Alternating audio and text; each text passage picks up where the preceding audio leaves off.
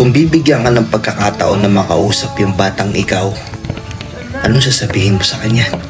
Anong ikikwento mo sa kanya?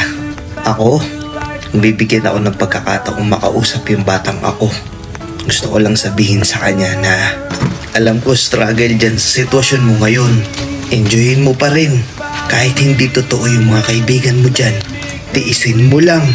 Kahit na yung mga taong akala mong may pakialam sa'yo dyan, wala naman talagang pakialam sa'yo. Dadating yung time dyan sa oras mo na yan, na babagsak yung mundo mo.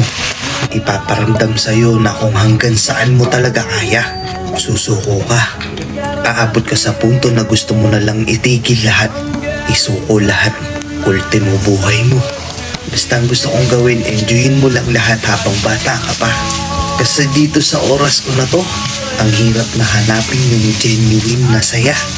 Ang hirap ng maging masaya. Kung inaakala mo na mahirap dyan sa sitwasyon mo ngayon, tapos nagmamadali ka, nagmamaki ka agad, tanggalin mo na yan sa isip mo. Bigyan mo ng time yung mga taong nagmamahal sa'yo. Enjoyin mo kasi mabilis ka lang lalaki. Mabilis ka lang mamumulat sa mundong to.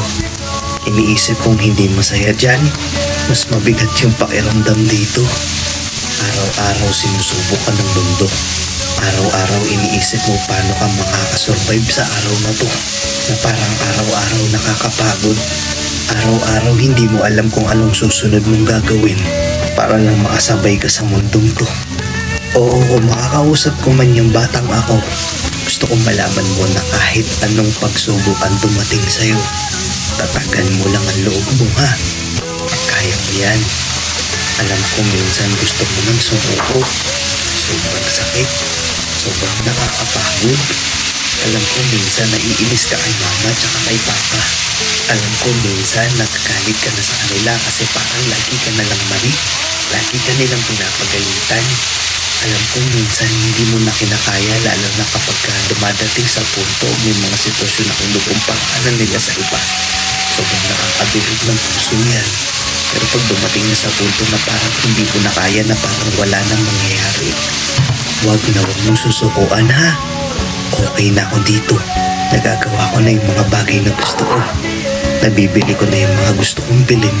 Oo, lahat ng hirap mo, lahat ng sama ng loob, lahat ng struggles mo, bubungayan, ha? Tatagan mo lang yung loob mo, okay?